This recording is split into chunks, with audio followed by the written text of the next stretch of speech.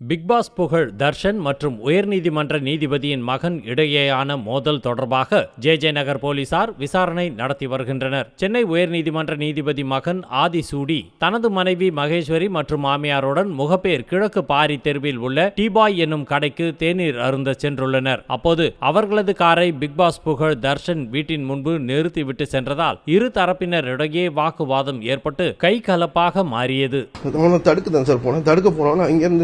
இவன் வந்து மூஞ்சில இப்படி கண்ணாப்பினால அடிக்க ஆரம்பிச்சுட்டான்.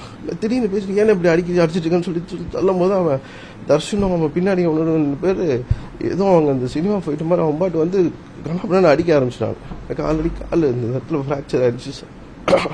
கொஞ்சம் நிக்கிறது கஷ்டமா இருக்கும். பிக் பாஸ்ல வந்து அவன் பெரிய இவனா வெயிட் பண்ண மாட்டானா அப்படின்னு கேட்டிருக்கான். அப்ப என் தம்பி கேட்டிருக்கான், ஏங்க உங்கள்ட்ட அவர் மரியாதையா தானே கேட்டார் வண்டி எடுங்க.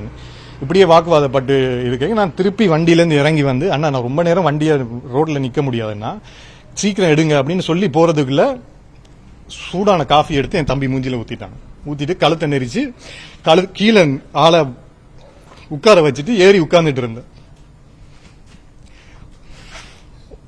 ஒரு அண்ணனா நான் என்ன ப்ரோ பண்ணும், வந்து பிடிக்கிறேன், என்னை தள்ளி விட்டுட்டு எல்லா இடம் நிகத்தால கீறிட்டு இப்ப நான் அவங்களை தள்ளி விட்டேன்னு சொல்றேன். இதுல அவர் சொல்றாரு, நான் ஜட்ஜோட பையன், எனக்கு என்ன செய்யணும்னு தெரியும் அப்படின்னு சொல்றாரு சார்.